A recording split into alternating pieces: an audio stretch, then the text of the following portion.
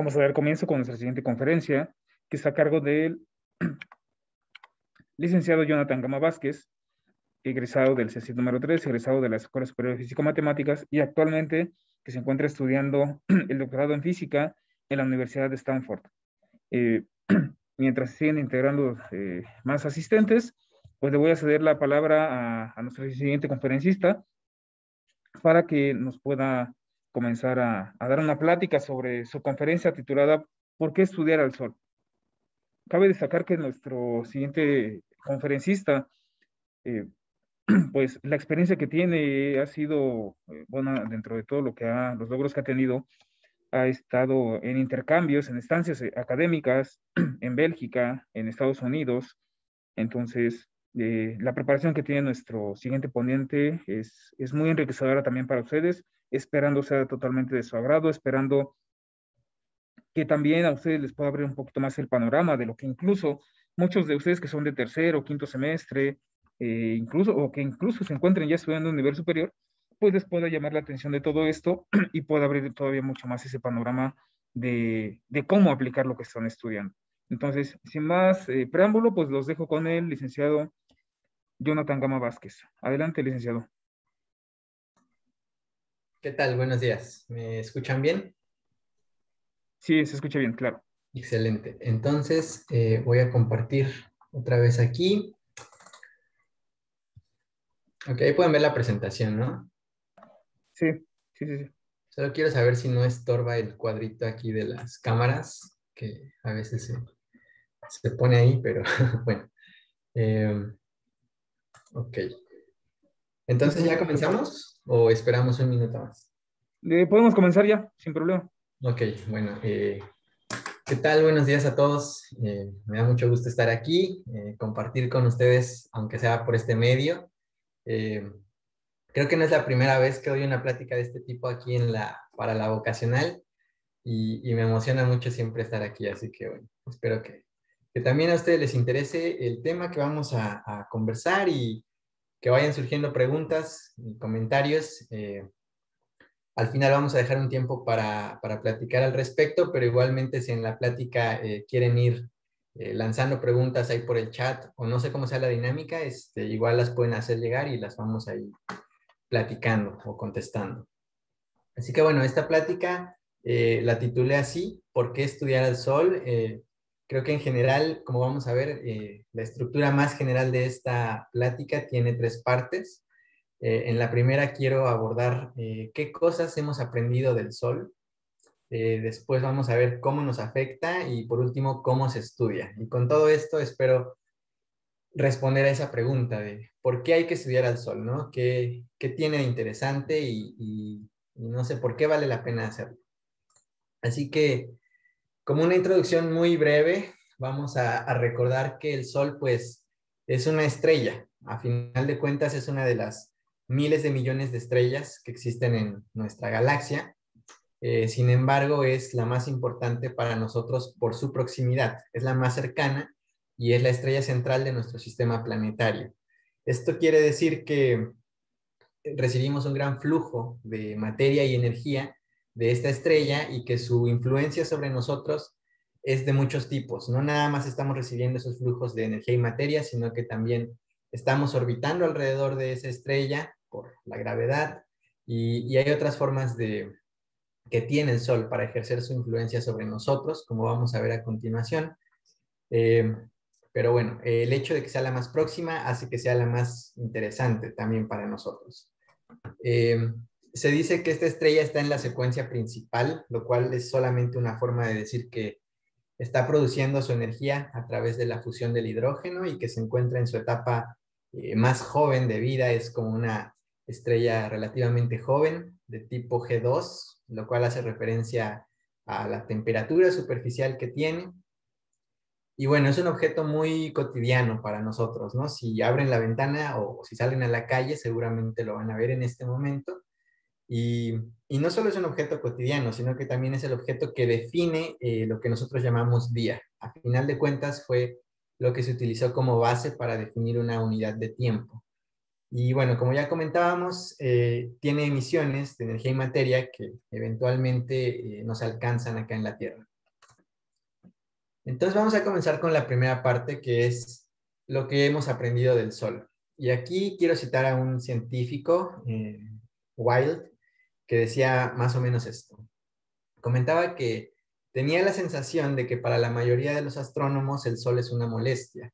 Y esto lo decía porque, de entrada, el hecho de que esté pasando el Sol por la bóveda celeste disminuye el tiempo de observación para los astrónomos. Los que estudian galaxias muy lejanas o estrellas ven reducido su tiempo de observación a la mitad simplemente porque el Sol está pasando. Entonces, de alguna manera les estorba. Pero después él Wild defendía al Sol y decía, bueno, pero no hay que olvidar que también aquellos que han estudiado al Sol ocasionalmente han hecho contribuciones significativas. Y concluía esto, que quizá el punto a reconocer es que el Sol tiene más que ofrecer a la física que a la astronomía. Y sobre esta frasecita es que estoy construyendo mayormente esta plática. Quiero ver o explicarles cómo es que todos los estudios que se han hecho en torno al Sol han tenido un impacto no nada más en la astronomía, no nada más en la astrofísica, sino directamente en la física, que es la ciencia más fundamental que existe. Entonces, si se hace un impacto tan grande en una ciencia fundamental, se avanza en todas las áreas. Y eso es lo que vamos a ver en los siguientes ejemplos, que son ejemplos que he ido reuniendo a lo largo del tiempo que llevo aquí estudiando y me parece interesantes, así que quizá valga la pena discutirlos. Bueno, cuando uno quiere aprender algo de un objeto, lo que hace es observarlo. Y el Sol es muy fácil de observar, pero no nada más hay que observarlo, sino que también hay que hacer registros de lo que uno observa. Y esta actividad de observar y hacer registros comenzó hace mucho tiempo, en particular para el Sol, comenzó por 1600, y pues no había otro ser humano más que Galileo para hacer esto, ¿no? Como saben, Galileo inventó el telescopio y entonces dijo, bueno, vamos a observar objetos en el cielo. Inmediatamente volvió a ver al Sol y descubrió que no era tan liso como lo vemos, ¿no? Si nosotros lo observamos, a simple vista es como una esfera amarilla o amarilla blanquecina, pero no observamos más detalle. Sin embargo, si uno utiliza un telescopio, puede darse cuenta de que hay más cosas, no solamente es una superficie lisa, sino que existen puntos negros, las llamadas manchas solares. Y lo que hizo Galileo fue hacer dibujos de las manchas que él observaba. Lo hizo a lo largo de mucho tiempo y entonces en esos registros él pudo darse cuenta de que esos puntos negros cambiaban, crecían, se hacían más pequeños, aparecían, desaparecían, se movían. Y entonces eso lo hizo pensar que existía algo en el Sol que estaba generando todo ese tipo de actividad. Y bueno, como les comentaba, desde 1600 se empezaron a hacer estos registros, a la fecha se siguen haciendo y por eso al registro de manchas solares se le considera como el experimento más largo en la historia de la humanidad. Y bueno, eh, este conocimiento de las estrellas, bueno, del Sol, se ha ido acumulando, cada día entendemos un poco más y hoy día ya sabemos que lo que se llama el ciclo solar tiene que ver con el magnetismo interno del Sol, la actividad dinámica en su interior y bueno, como les comentaba, el Sol es la estrella más cercana, así que la podemos observar con mucho detalle. No es así para otras estrellas. Así que si queremos entender cómo funcionan otras estrellas, hay que mirar al Sol. Y eso es lo que se hace justamente hoy día. Entender primero cómo funciona el Sol, cuál es el mecanismo que genera todo este magnetismo, toda esta actividad, y después extrapolarlo a las estrellas. En síntesis, lo que quiero decir con este punto es que estudiar al Sol no tiene un impacto único sobre nuestra estrella central, sino que tiene un impacto sobre todas las demás estrellas. Lo que se entiende hoy día de la dinámica de las estrellas es en gran medida al estudio que se ha hecho del Sol.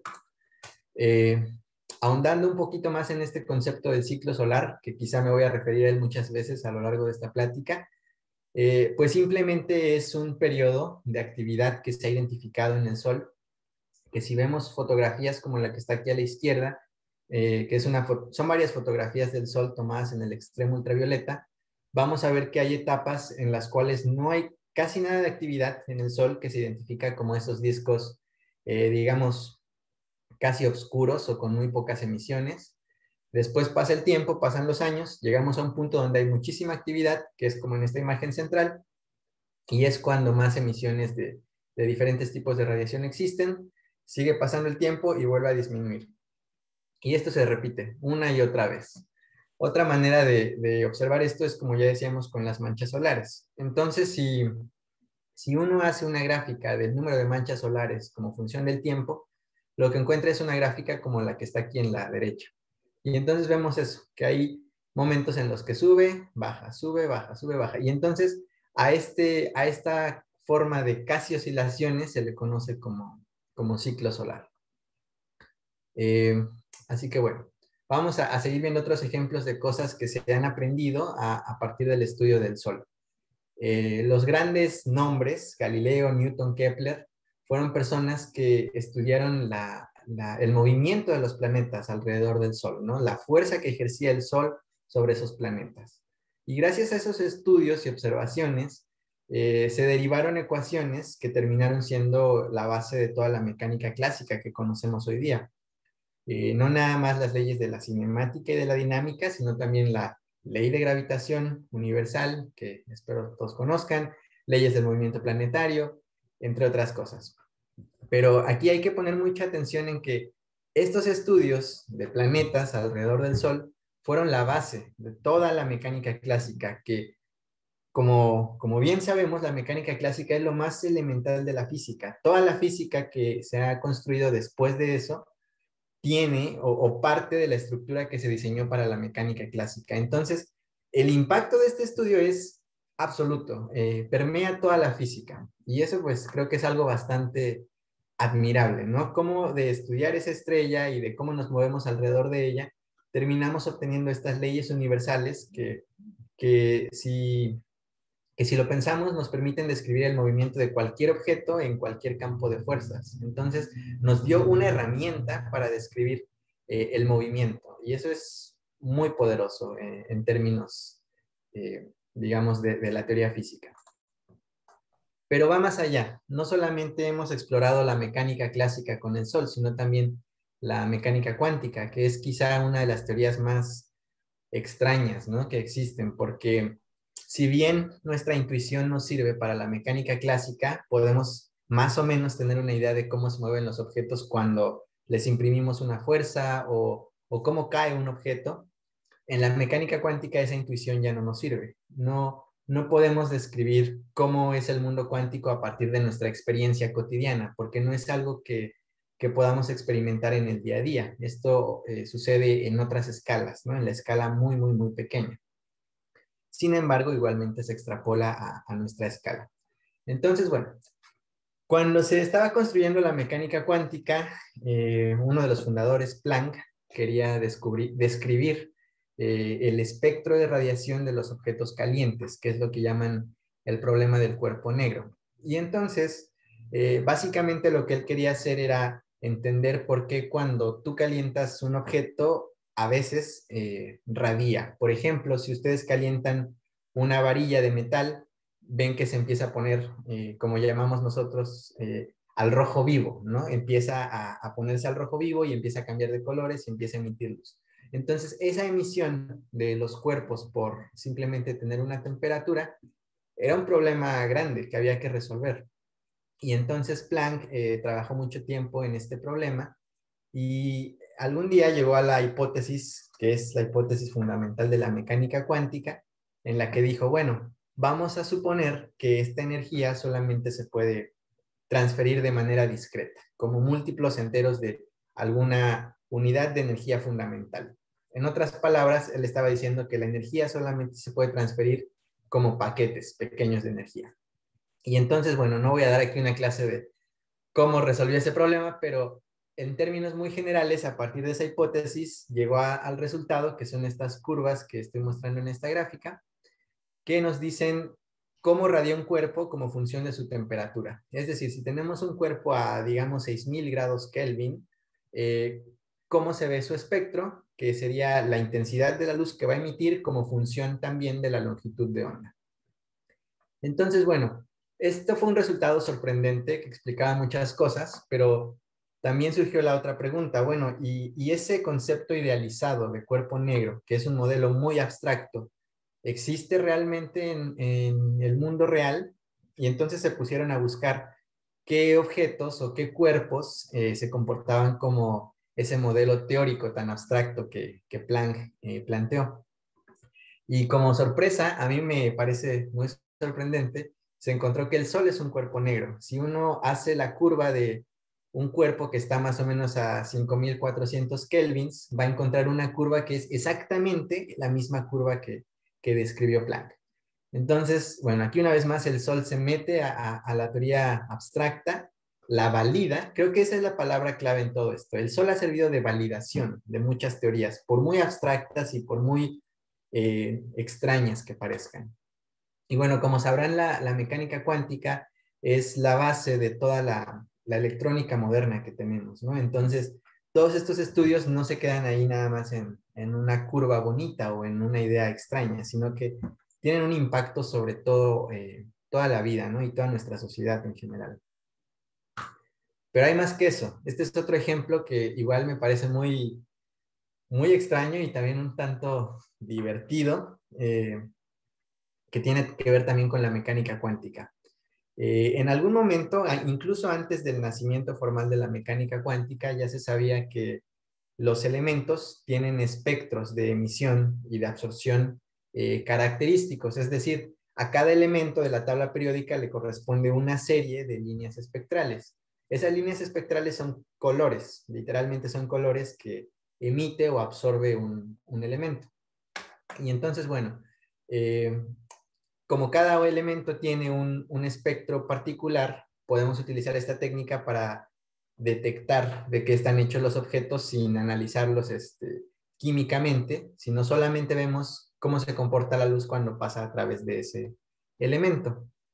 Y entonces, bueno, cuando esto se descubrió igualmente fue una revolución y la gente quiso ponerse a observar espectros de todas las fuentes de luz posibles, entre ellas obviamente el Sol, y encontraron algo muy interesante, que había unas líneas espectrales que son justamente las que estoy mostrando aquí en esta barra de la derecha.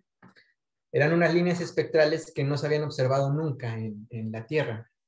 Y entonces pensaron que era un elemento que existía únicamente en el Sol, porque eso nunca se había observado en la Tierra. Así que dijeron, bueno, vamos a llamarle helio, por el dios griego del Sol, Helios. Y entonces dijeron, va, este es un elemento que solo existe en el Sol. Años después, o creo que fue un año después incluso, se descubrió que no, que el helio también existía en la Tierra, ¿no? Que solamente no se había aislado propiamente, pero también existía el helio en la Tierra. Y entonces, un elemento que se creía que era únicamente del Sol, posteriormente se descubrió en la Tierra. Eso es muy raro, ¿no? Cómo descubrimos algo primero en el Sol que en la Tierra. Y bueno, ya, finalmente lo utilizamos hoy día para inflar globos, ¿no? Pero esa es otra historia. Más mecánica cuántica. Este es otro de los ejemplos que me parecen más sorprendentes. Tiene que ver con el efecto túnel, que es otro de los fenómenos más extraños que predice la mecánica cuántica. Y si lo analizamos desde un punto de vista casi clásico, lo que nos dice el efecto túnel es que hay objetos que pueden atravesar las paredes, ¿no? Que si tienes una canica puedes hacer que atraviese una pared bajo ciertas condiciones. Entonces, claro, esto es completamente extraño para nosotros, ¿no? Nuestra intuición nos dice que no podemos atravesar una pared, pero la mecánica cuántica nos dice que sí se puede. Entonces, la pregunta fue, ¿y cómo vamos a entender esto, ¿no? ¿O dónde existe? ¿Realmente sucede? Y bueno, igualmente se estuvieran buscando experimentos o sitios donde se pudiera identificar que este efecto era importante, ¿no? Que desempeñaba un papel y que finalmente validara la veracidad de esta descripción del efecto túnel. Y entonces, bueno, en el Sol, como comentábamos al principio, la energía se genera mediante fusión. Y la fusión es simplemente colisionar átomos, ¿no? Unir átomos. Pero resulta que estos átomos son partículas que tienen una carga eléctrica. Entonces, si nosotros queremos pegar dos átomos, no podemos. Hay una fuerza muy grande que los está repeliendo. Esa fuerza es lo que se llama una barrera de potencial, que en nuestra imagen clásica es una pared. Entonces, necesitamos de velocidades muy altas, de presiones muy altas, para que dos partículas puedan unirse. Y casi, casi es imposible lograrlo, ¿no? La gente hizo los cálculos y dijo, bueno, vamos a considerar cómo se distribuye la materia en el interior del Sol, qué distribución de velocidades tiene, y vamos a ver cuál es la probabilidad de que con toda la materia que tenemos, a la velocidad que tenemos, se produzca la energía que estamos observando del Sol. Y cuando uno hace esas cuentas, no salen los resultados. Se encuentra con que la probabilidad de que ocurra la fusión es muy baja, lo suficientemente baja como para no ser la respuesta de cómo obtenemos la energía del Sol. Entonces, bueno, con estos cálculos clásicos no era posible describir cómo era posible que ocurriera la fusión en el Sol. Entonces lo que dijeron fue, bueno, vamos a ver qué pasaría si el efecto túnel es verdadero y sucede en el Sol. Entonces se vuelve a asumir lo mismo, se conoce la distribución de materia, la distribución de velocidades, pero ahora vamos a incluir la posibilidad del efecto túnel, es decir, la posibilidad de que estas dos partículas superen la barrera de potencial y se fusionen. Y si uno toma en consideración el efecto túnel al hacer estas cuentas, ahora sí funciona. Ahora sí nos dice que esa tasa de fusión corresponde a la misma tasa de producción de energía. Entonces, este es otro ejemplo de cómo el Sol viene a validar una teoría muy abstracta, muy moderna, como lo es la mecánica cuántica y el efecto túnel, a partir de observaciones que se han hecho en el Sol. Y esto me parece a mí sorprendente, ¿no? Cómo a partir de eso podemos validar algo que acá se inventó para los átomos, ¿no? Un objeto tan grande como el Sol viene a validar algo que son los átomos. Hemos aprendido mucho más del Sol, por ejemplo, relatividad, ¿no? La famosa ecuación de Einstein de E es igual a mc cuadrado, que no nos dice otra cosa, sino que la materia y la energía son básicamente lo mismo. Igualmente, cuando se estudió la fusión del Sol, se encontraba que cada segundo se estaban fusionando 600 megatoneladas de hidrógeno. Y esas 600 megatoneladas se estaban convirtiendo en 596 megatoneladas de helio. Cuando uno fusiona hidrógeno, lo que obtiene es helio. Entonces, en nuestra imagen clásica, la pregunta es, bueno, ¿y qué pasa con las otras 4 megatoneladas que nos faltan, ¿no? Porque hasta donde se sabía, la materia no se creaba ni se destruía, solo se transformaba. Pero ¿en qué se estaba transformando si no la veían? Y bueno, entonces viene Einstein, nos da esta ecuación y resulta que esas 4 megatoneladas que faltan de la fusión son justamente el equivalente en energía que está emitiendo el Sol. Es decir, podemos medir la energía que está emitiendo el Sol como la potencia que recibimos, y esa potencia es simplemente la energía por unidad de tiempo, y en este caso esa energía corresponde exactamente a esa materia, 4 megatoneladas que están faltando. Entonces, otra vez, estos estudios del Sol vienen a validar una teoría tan ajena en principio como la relatividad. Más se puede decir de la relatividad todavía. Una cosa que voy a decir ahorita suena un poco esotérica, pero no lo es para nada. Las masas grandes, como el Sol, pueden deformar el espacio-tiempo. Y cuando decimos que algo deforma el espacio-tiempo, simplemente es que está generando un campo gravitacional a su alrededor. Si la masa es muy grande, ese campo también va a ser muy grande.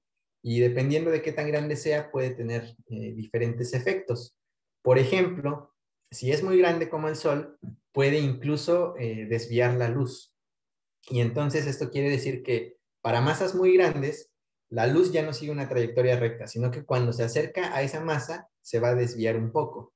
Esa es una de las predicciones que hacía la teoría de la relatividad de Einstein, pero nuevamente es difícil comprobar estas cosas aquí en la Tierra. Entonces había que hacer un experimento en la escala grande. Y la persona que hizo este experimento fue Eddington, y creo que es uno de los experimentos más geniales que se han hecho en la historia de la física. Lo voy a describir muy brevemente, eh, pero sí me parece una genialidad absoluta. Entonces, como ven aquí en este diagrama, no sé si pueden ver mi cursor. ¿Alguien me puede confirmar si ven el cursor? No, Para, no se alcanza a ver. no se alcanza a ver, bueno, No. pero ven el diagrama, ¿no? Entonces, está la Tierra, está el Sol y luego tenemos una estrella.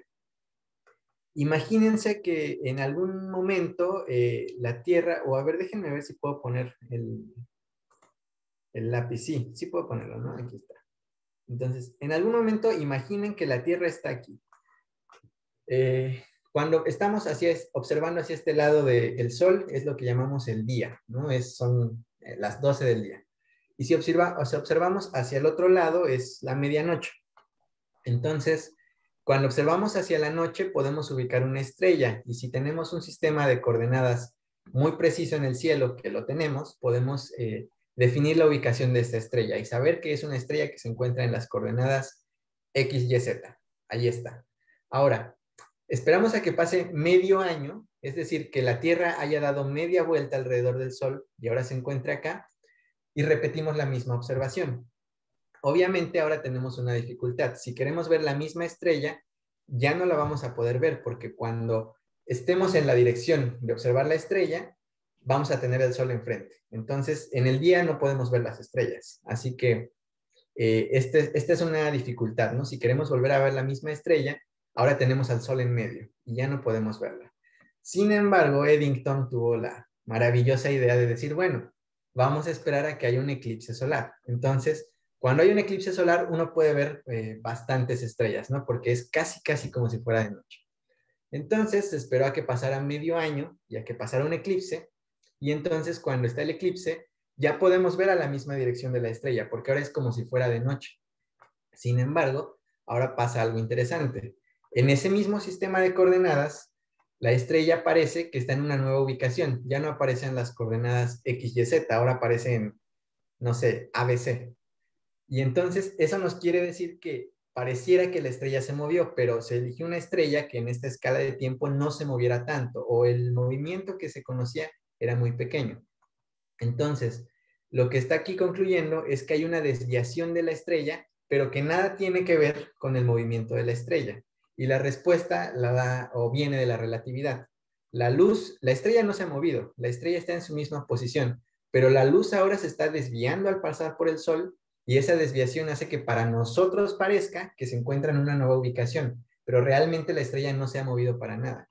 Entonces, bueno, con este experimento lo que hizo fue eso, ¿no? Demostrar que las lentes gravitacionales, como les llaman, existen, ¿no? Que la relatividad funciona y que la materia puede desviar la luz. Entonces, bueno, este fue uno de los experimentos más interesantes que se han hecho. Vamos a seguir porque si no me voy a acabar. Aquí ya nada más dos ejemplos breves. Como decíamos, el Sol produce energía mediante la fusión. Y bueno, esta fusión, cuando uno estudia diferentes mecanismos de producir energía, se encuentra que la fusión es justamente el mecanismo óptimo de producción de energía, lo cual quiere decir que es el que nos va a permitir obtener la mayor cantidad de energía invirtiendo en este caso la menor cantidad de materia. Y bueno, eso tiene un significado natural muy bonito, ¿no? Quiere decir que el universo está creado para que sus grandes fuentes de energía, como el Sol y las estrellas, sean óptimas, ¿no? No hay un desperdicio de materia. Siempre se está aprovechando todo al máximo. Finalmente, la física de plasmas también ha encontrado muchas aplicaciones y se ha desarrollado en general a partir de observaciones del Sol. Y bueno, finalmente, pues también con la tecnología nueva que tenemos se ha descubierto que el Sol tiene una influencia todavía más fuerte sobre la Tierra, que es lo que denominan clima espacial, cómo esa materia y esa energía afecta a nuestro planeta. Entonces vamos a ver exactamente eso, ¿no? ¿Cómo nos afecta? Aquí quiero citar a otro investigador, Hoxema, que dice esto, ¿no? El Sol es la única estrella conocida que hace crecer vegetales. Y creo que eso es muy cierto y a la vez muy poético, ¿no? Como sabemos que existen muchas estrellas, pero estamos seguros de que el Sol es la que crece vegetales. Es del único que estamos seguros. Quizá en otra galaxia muy lejana haya otro planeta que también tenga vegetales, pero no lo sabemos. Hoy día no lo sabemos. Solamente aquí en la Tierra es donde esto ocurre. Y bueno, es un resultado directo de que recibimos luz del Sol. Así que bueno, ¿cómo nos afecta el Sol? De manera constante está radiando, está emitiendo calor, pero también hay eventos esporádicos, que son los eventos de actividad solar, que emiten grandes cantidades de materia y energía, como podemos ver en estas animaciones que puse aquí. En la izquierda hay una emisión de materia muy grande, que es lo que se conoce como una eyección de masa coronal. son estas nubes de plasma que el Sol está emitiendo a veces. Y en la derecha tenemos esta imagen de una ráfaga solar, ¿no? Que es este destello aquí que está parpadeando. Eso es únicamente energía, es únicamente luz, pero luz muy energética, o sea, rayos ultravioleta, X, a veces rayos gamma. Y entonces, bueno, toda esta actividad eh, termina teniendo efectos en la Tierra, ¿no? En particular voy a describir aquí 3 tipos de efectos, principalmente en la atmósfera, que es esa capa de gases que nos envuelve. Entonces, bueno, esta capa de gases es una porción de materia que está muy rarificada, se dice, es decir, que tiene una densidad muy baja, y entonces toda la energía del Sol puede depositarse en esas capas. Y cuando decimos que la energía se deposita, nos estamos refiriendo a que hay algo que la está recibiendo, y ese algo son los átomos y las moléculas que conforman a esta capa de gases. Y para almacenar esa energía tiene que haber algún cambio, y ese cambio es lo que se conoce como ionización, que simplemente es cómo algunos electrones de esos átomos y moléculas cambian de niveles energéticos. Entonces, bueno, esa ionización en términos muy generales lo que hace es definir estas curvas que son mediciones de la densidad de electrones en la ionosfera.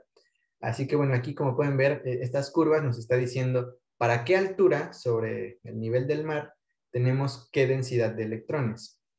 Y esto es muy variable, o sea, varía cada 12 horas, ¿no? A mediodía tenemos un perfil más o menos de este tipo, con 4 capas muy bien definidas de densidad de electrones, y en la noche tenemos ya solamente 2 capas. Y esto está cambiando todo el tiempo, todo el tiempo. Es un sistema muy, muy, muy complejo.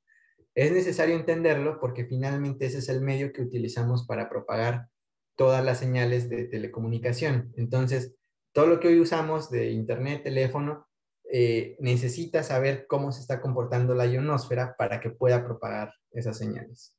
Eh, Aquí otro comentario importante es que estos perfiles de ionización cambian de manera muy drástica, muy brusca, cuando hay, por ejemplo, una llamarada o alguna eyección de masa coronal. Eh, También este tipo de actividades pues, puede tener un efecto sobre el campo magnético terrestre. De hecho, configura el campo magnético terrestre. Si no existiera el Sol, la Tierra sería prácticamente un dipolo magnético perfecto, pero no es así. Existe el Sol, está interactuando con la Tierra y como vemos en esta animación, le da una nueva forma a ese campo, ¿no? De tal manera que en la parte que observa hacia el Sol tenemos una especie de dipolo achatado y en la parte opuesta al Sol un dipolo que se alarga. Bueno, además de eso, también puede desatar un fenómeno muy popular, las auroras polares, son una consecuencia directa de estas interacciones magnéticas y en casos más severos se pueden desatar tormentas geomagnéticas, que simplemente son alteraciones más grandes del campo geomagnético. Finalmente, igual quiero comentar que los efectos del Sol los podemos resentir sobre todo en nuestros sistemas de tecnología como satélites, telecomunicaciones, incluso la red eléctrica, porque todos estos son sistemas que tienen algo en común, ¿no? Funcionan a partir de electricidad, de corrientes eléctricas. Entonces, si tenemos campos magnéticos muy grandes que pueden inducir corrientes eléctricas muy grandes, a veces todos estos sistemas pueden verse alterados, ¿no? Y la parte de telecomunicaciones también se ve afectada porque estas señales, como ya decíamos hace un momento, se propagan en la atmósfera y cuando nosotros cambiamos la densidad de electrones de la atmósfera, cambiamos sus propiedades electromagnéticas y eso significa que cambiamos sus propiedades de conducción de estas ondas electromagnéticas y entonces lo que antes se propagaba puede ser que ahora ya no, o que se propague con interferencia, o que se pierda, o que se atenúe. Entonces, todas esas interferencias en las señales también vienen dadas por la actividad solar. Así que bueno, ya como última parte de esta plática, vamos a ver rápidamente cómo se estudia el Sol, porque bueno, está interesante esto, ¿no? Y ahora, ¿cómo lo hacemos? Entonces, hay diferentes maneras. Lo obvio es observarlo. Hay muchos telescopios en la Tierra y en el espacio que permiten hacer este tipo de observaciones. Por ejemplo, aquí en la derecha, hasta la derecha, estoy mostrando una imagen de un observatorio en el Visible. Ese es un observatorio que está en Bélgica y hace observaciones del Sol en el espectro visible, ¿no? En lo que llaman luz blanca y algunas líneas de emisión muy particulares, como las líneas del hidrógeno, las líneas del calcio y las líneas del potasio. Este observatorio que está acá hasta la izquierda es un observatorio que está aquí en Stanford y hace observaciones del Sol, pero de campo magnético. Eso es algo que ya no mencioné, pero lo que veíamos de las líneas espectrales también sirve para medir el campo magnético, porque esas líneas a veces pueden hacerse un poco, digamos, gruesas. En lugar de que sea una línea perfecta, tiene cierto ancho, y ese ancho es función del campo magnético. Entonces, si se mide qué tan anchas son esas líneas, se puede saber qué tan intenso es el campo magnético. Y finalmente, en la imagen del centro estoy poniendo un telescopio que se llama SDO, que es el Observatorio de la Dinámica Solar. Y lo que hace este telescopio es observar al Sol en diferentes longitudes de onda, principalmente en longitudes de onda que no son visibles desde la Tierra, porque aquí la atmósfera nos protege, afortunadamente nos protege de buena parte de la emisión ultravioleta, X y gamma, pero no la podemos ver. Eso significa que no la podemos ver. Entonces, si queremos observar ese tipo de emisiones, hay que ir al espacio y tener telescopios ahí, que es lo que hace esa misión. Entonces, bueno, ahora lo voy a resumir a resultados que obtuve en el trabajo de tesis que hice, que igual van en la misma dirección. Este trabajo yo lo hice durante la etapa del mínimo de actividad solar, así que básicamente no había ninguna característica interesante a notar en el disco solar. La mayoría de las observaciones que se hicieron fueron discos blancos, y también se hicieron observaciones en la línea del hidrógeno, en la del hidrógeno alfa, que también por haber estado en una etapa de muy baja actividad, casi no había eventos interesantes, ¿no? Pero por ejemplo aquí podemos ver algunas prominencias y filamentos que estaban apareciendo ahí apenas. Esto también se puede estudiar vía la radioastronomía, y afortunadamente el Sol es una fuente muy grande de radio, así que no se necesitan grandes antenas ni grandes radiotelescopios para esto, ¿no? Por ejemplo, aquí a la derecha está una imagen de una antena parabólica que utilizan en Suiza para medir algunas emisiones de radio del Sol, pero como ven es una antena muy pequeña, no se necesita una antena grande. Acá a la izquierda son antenas todavía más pequeñas, son algunas de las antenas que se instalaron acá en el Politécnico para este proyecto. Igual son antenas chiquitas, pero permiten hacer mediciones del radio, ¿no? Entonces lo que hacíamos en parte fue esto, hacer un seguimiento de ondas de muy baja frecuencia.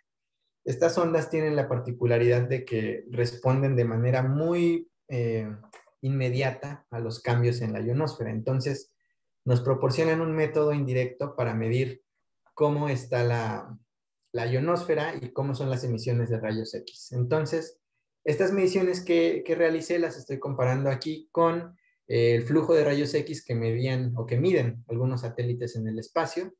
Y entonces, por ejemplo, en esta primera gráfica lo que tenemos es una etapa en la cual el Sol no está presentando ninguna actividad significativa, simplemente es el flujo, digamos, base de rayos X que tiene todo el tiempo, es esta línea anaranjada. Y luego en la línea negra aparece la medición que realizamos, ¿no? Esta señal ya está bastante procesada, no es la señal que se obtiene directamente, pero después de un procedimiento que se realiza, llegamos a esto, una línea casi constante o que está oscilando en una vecindad muy cercana al cero, y eso nos está dando una medida de qué tanta actividad hay en el Sol. En otro periodo de tiempo, por ejemplo, tenemos aquí que ocurren unas ráfagas solares, que son estos picos anaranjados que se ven ahí, y lo que vemos ahí es que hay un incremento en la emisión de rayos X en casi 2 órdenes de magnitud, o en más de 2 órdenes de magnitud, y eso tiene un impacto sobre nuestra señal. En nuestra señal, que es la línea negra, también vemos esos picos, ¿no? Que corresponden al incremento de la densidad de electrones en la atmósfera. Voy a tratar de irme un poquito más rápido para dejar un espacio para preguntas, y ya si al final alguien tiene curiosidad de estos resultados, los discutimos más.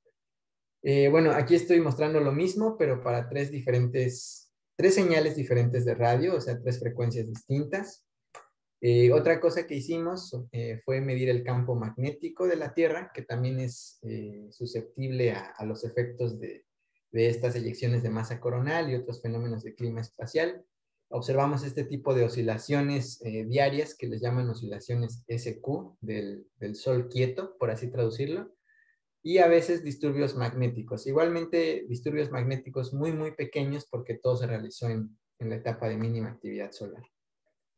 Observaciones en el radio también se pueden hacer y eso es mirar el espacio de frecuencias. El eje aquí X es el tiempo, el eje Y es la frecuencia y los colores son una representación de qué tan intenso es el flujo para esas frecuencias. Entonces, cuando uno observa este tipo de estructuras en el espacio de frecuencias, hay una teoría que pueden ver en la teoría de plasmas, pueden calcularse cosas como la velocidad del plasma en el Sol, la densidad del plasma en el Sol y qué efectos qué fenómenos están ocurriendo.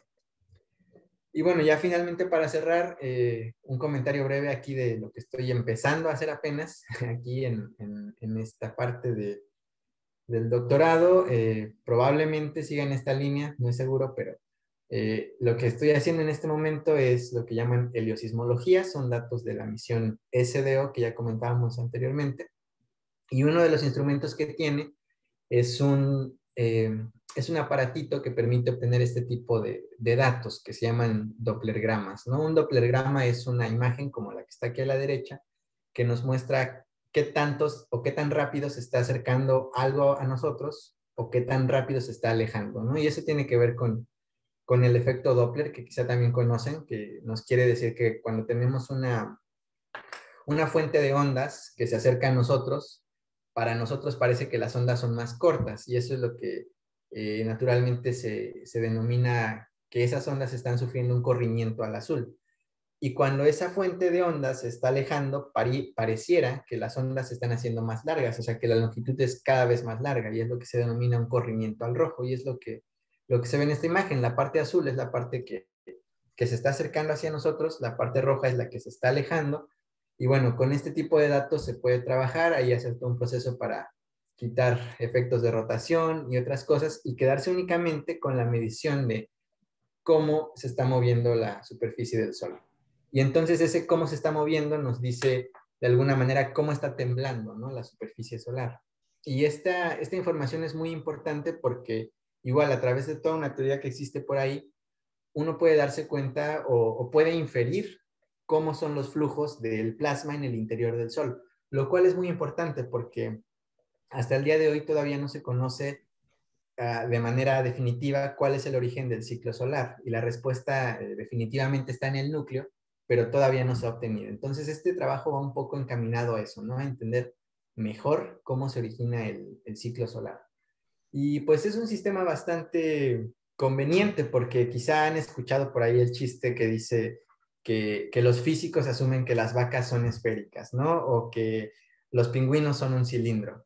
Aquí en este caso no hay que hacer suposiciones tan absurdas, y es un sistema dado con una geometría muy conveniente, es una esfera.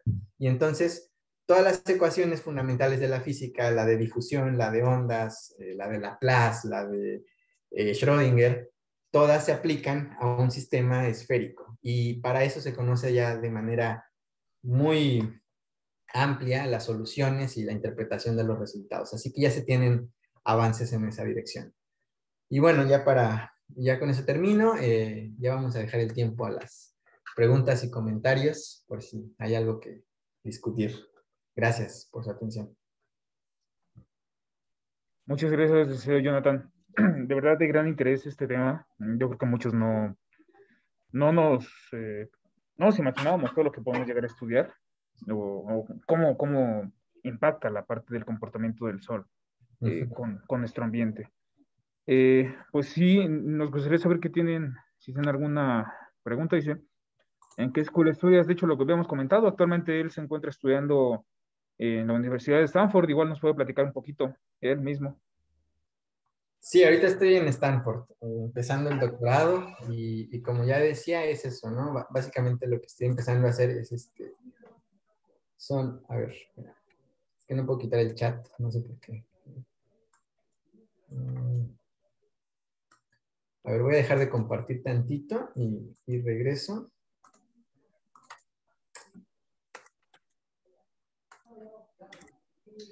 Básicamente ahorita en lo que estoy trabajando es en este diagrama que está aquí a la derecha. Se llaman diagramas de TD, como tiempo-distancia, y lo que hacen es eso, ¿no? Medir la correlación entre las oscilaciones en diferentes partes del Sol.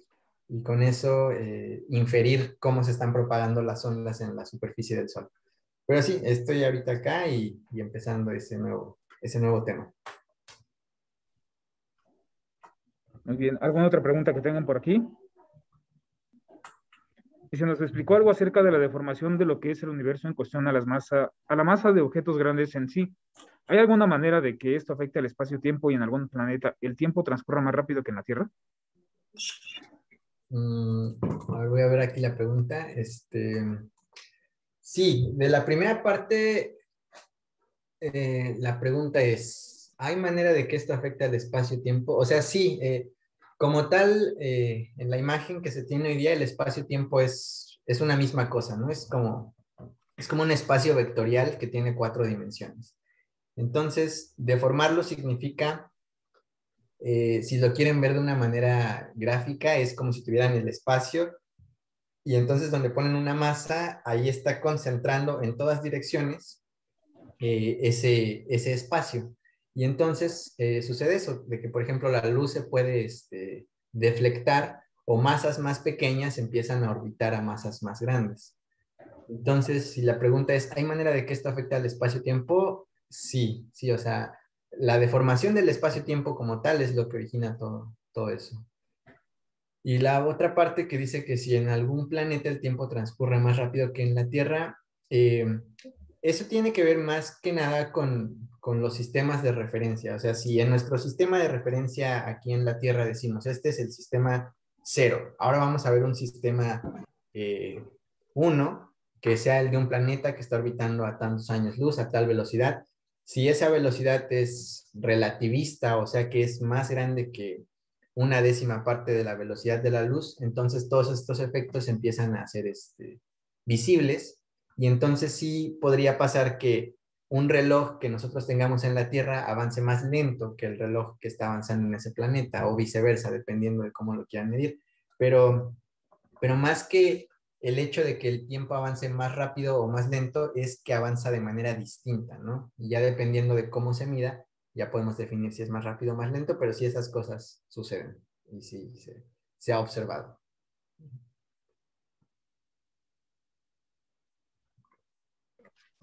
Muy bien. ¿Tenemos alguna otra pregunta por acá? ¿Alguien que tenga otra duda?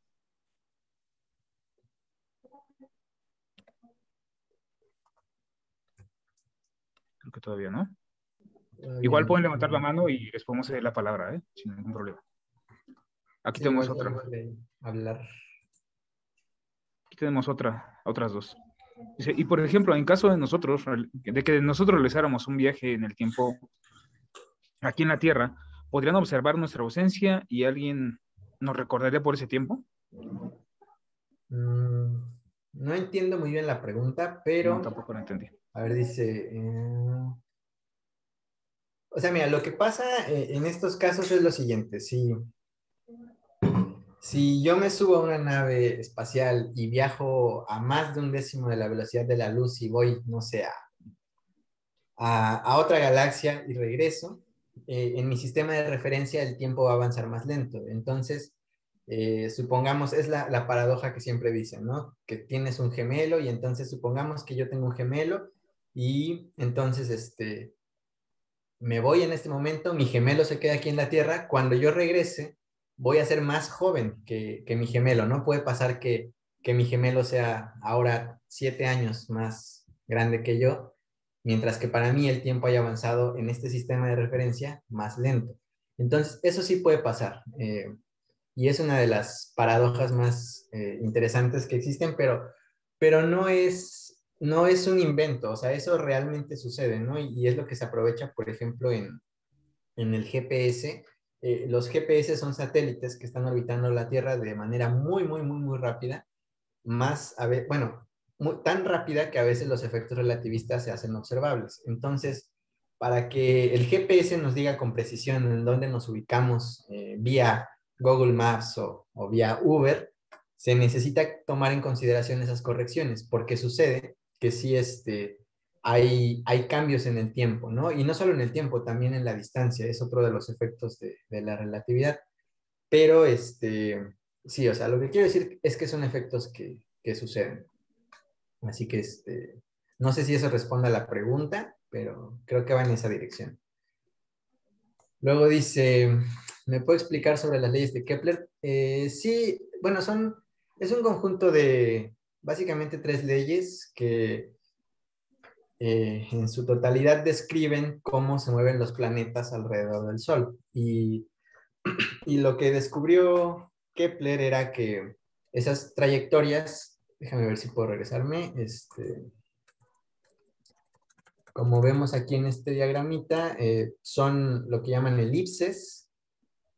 Aquí está. Son elipses y bueno, definió algunas características de ese movimiento, el periodo y cómo orbitan los planetas alrededor del Sol. Entonces, en términos muy generales son eso, es una descripción teórica de cómo los planetas orbitan a una estrella, ¿no? O también se aplica, por ejemplo, a cómo la Luna orbita a la Tierra. Entonces, en general sirven para objetos que están orbitando a otros objetos.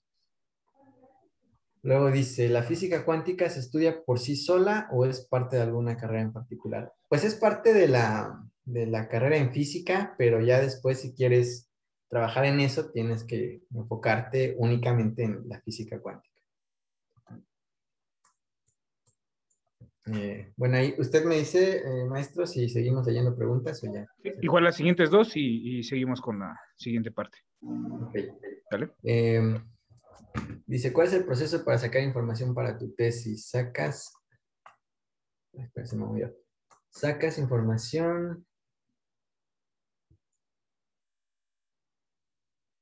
Ok, bueno, en particular para mi tesis lo que hice fue trabajar con algunos instrumentos que se construyeron o que se recibieron ahí en la escuela, pero no es suficiente. Muchos de los datos, como lo del flujo de rayos X o el flujo de radio, o también el campo magnético interplanetario, esos son datos que están libres, están en Internet y uno los puede consultar. Todas estas misiones espaciales y algunos observatorios en la Tierra tienen sus datos libres, están en Internet y uno los puede descargar. Entonces, si alguien necesita hacer un trabajo con eso, simplemente los descarga y se pone a analizarlos. Entonces, sí, lo que hice fue eso, trabajar con algunos instrumentos que se tenían en la escuela y también trabajar con datos de otros instrumentos que no se tenían en la escuela, pero que se pueden conseguir los datos. Y dice, ¿cuál sería su recomendación para los alumnos que quisieran llegar a Stanford? Pues que se involucren en investigación de la manera más general posible. O sea, que hagan muchas cosas enfocadas a investigación, porque finalmente todos estos programas de doctorado están más enfocados a la investigación que otra cosa. Entonces, el requisito grande aquí es como tener experiencia en investigación. Ya. ¿Le seguimos o ya? Usted me dice. Igual con la última pregunta y ya proseguimos a la siguiente parte. Dice, ¿cuánto tiempo tarda en llegar la luz del sol a la Tierra? En promedio 8 minutos. Es como el tiempo que le toma. Y pues sí, en otras palabras podemos decir que el Sol se encuentra a 8 minutos luz de la Tierra, ¿no? La luz en principio o casi siempre viaja a una velocidad constante y si calculas, si usas velocidad igual a distancia entre tiempo, conoces la velocidad, conoces el tiempo, puedes conocer la distancia a la cual se encuentra el Sol de la Tierra. Y creo que ya, eso sería todo. Y muchas gracias, Jonathan. De verdad, muy grato tenerte aquí siempre. Bueno, ya tenía creo que como dos años que no podemos coincidir con esta parte de la Semana de la Ciencia, pero ¿Verdad? pues siempre es muy grato, ¿no? Siempre estar compartiendo aquí contigo desde hace ya varios años, no perder el contacto.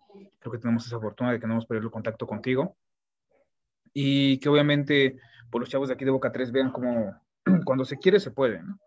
Creo que siempre esa parte de trabajar extracurricularmente, de trabajar con pasión, con gusto por lo que haces, pues te puede llevar a grandes, grandes logros y llegar a, ¿por qué no a, no solo a Stanford, sino a algunos conozco que quieren ir al MIT o que quieren ir a Oxford, cualquier otra universidad en el extranjero? Creo que es mucho, mucho compromiso, mucha entrega y creo que en algún momento he comentado. Siempre el realizar actividades extracurriculares es un plus que incluso en algunas universidades te la piden, ¿no? Ese compromiso, el que vean de que te gusta toda esa parte, creo que nos falta como cultura aquí en México y siempre externarlo a través de nuestros egresados, de nuestros expositores, de nuestros ponentes, la experiencia que llevan tanto dentro como fuera del instituto, creo que es muy, muy enriquecedor para toda nuestra comunidad. Y bueno, para terminar con la conferencia de Jonathan, igual voy a hacer entrega simbólica de ese reconocimiento que dice, cito textualmente, Instituto Politécnico Nacional, el Centro de Estudios Científicos y Tecnológicos número 3, Estanislao Ramírez Ruiz, otorga el presente reconocimiento al licenciado Jonathan Gama Vázquez por su participación en la 28ª Semana Nacional de Ciencia y Tecnología con la conferencia titulada ¿Por qué estudiar al sol? En Ecatepec de Morelos, Estado de México, 16 de noviembre del 2021. Este reconocimiento se lo vamos a entregar firmado y sellado por el maestro en educación José Diego Rubén Águila Chávez, director del Centro de Estudios Científicos y Tecnológicos número 3, Estanislao Ramírez Ruiz. Y pues agradezco nuevamente la participación de Jonathan en este ciclo de conferencias. De verdad, muy enriquecedor todo este tema, muy interesante y pues igual, si quieren indagar un poquito más, creo que se queda esta parte, ¿no? De ver lo interesante que es y que algunos de nuestros asistentes pues puedan incluso pues empezar a investigar un poquito sobre estos temas, ¿no? Entonces, no me queda más que agradecerte, Jonathan, y pues seguimos en contacto, por ahí tenemos algunos planes pensados, esperemos poderlos llevar a cabo próximamente, muy pronto, y pues ya se los daremos a conocer a la comunidad.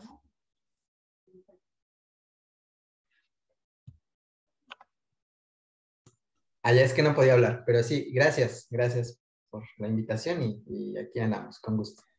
Y aquí también te van a felicitar varios maestros que también fueron,